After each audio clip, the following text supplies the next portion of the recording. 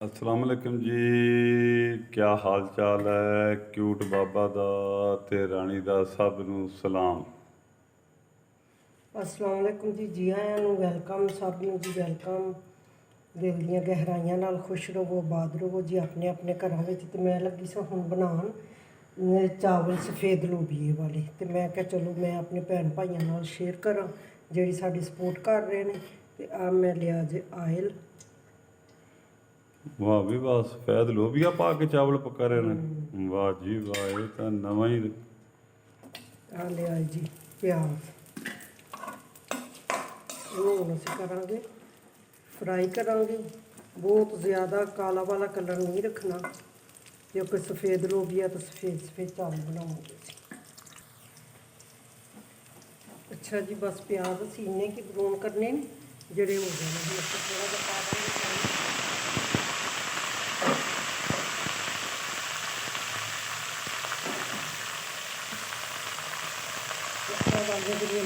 Grand किया टमाटर, सब्ज मिर्च, लहसुन।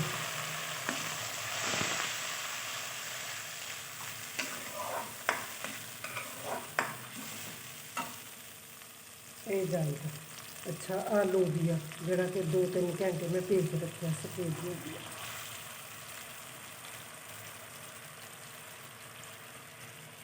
अच्छा आ चिकन। ओ भाभी आ एडी वड्डी पूरी मुर्गी दी मुर्गी विच पा रही हैं। हाँ जी, ते मैनू मारू है। ये वो वाला चिकन जेड़ा चिकन स्टेक बनाया सी ते उनका थल्ले वाला पिंजर अच्छा मैं अच्छा क्या अच्छा। इधर उधर फ्रिज में भुड़कदा फिरदा, कदी किते बेचारा नुक्कर च लगदा कदी किते। ते इनू मैं क्यों नहीं चलाया, इन्हें बिच ही हो जाना। ए वेख लो पुरानी माइयां दे इहो काम हुंदे ने। टकाने लग जाना, बड़ा मजे का बनने वाला है। इन्हें टुट फुट जाना बिच, फिक्र ना करो। अच्छा जी, मसाले विच जीरा, 2 तेज़पात, लौंग, दालचीनी, वड्डी इलायची। अच्छा तो आ वेखो बई माशाअल्लाह पानी गया है खुशक हो जड़ा पाया सी इहदे विच। ते हुण आयल छड्ड दित्ता, असीं पा देंगे हुण चावल।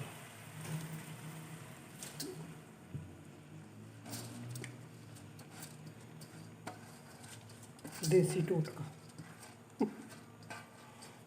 अंदाज़ी।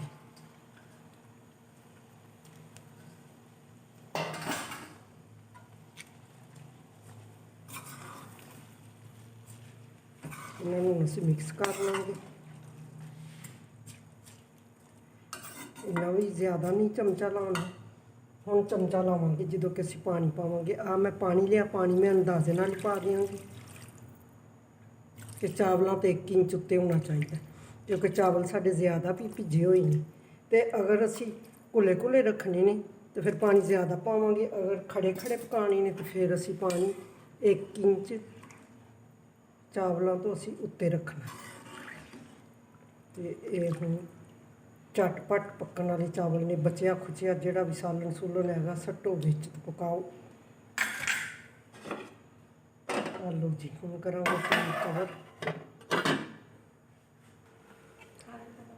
हाँ जी, तो देखो माशाअल्लाह हुण असीं इन्हां लगावांगे दम।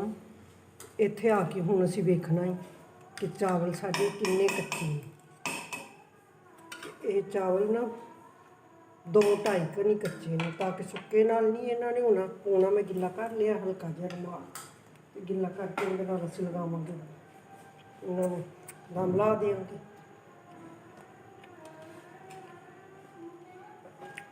ते हुण 15 मिनट बाद इन्होंने खोलांगे। तो अच्छा जी, दम लगाए ने 15 मिनट हो गए ने। तो हुण असीं उतारने हैं तुहाडे सामने। तो माशाअल्लाह वाह जी वाह, माशाअल्लाह खुशबुआं वेख किवें आ रही ने। जबरदस्त।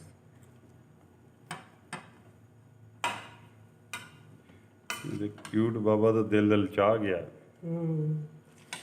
देखो माशाअल्लाह कल्ला कल्ला चावल पिया जबरदस्त। और खुशबुआं जबदे जबदे डिश आउट करनी। आलो फिर बिस्मिल्लाहिर्रहमानिर्रहीम। इनू भी करा वड्डे मुर्गे नूं। कर लै। ये मैं कट भी सकनी हुणे छुरी नाल। ਹੁਣ ਤਾਂ ਗੱਲ ਭੁੱਲ ਗਿਆ ਸਾਰਾ।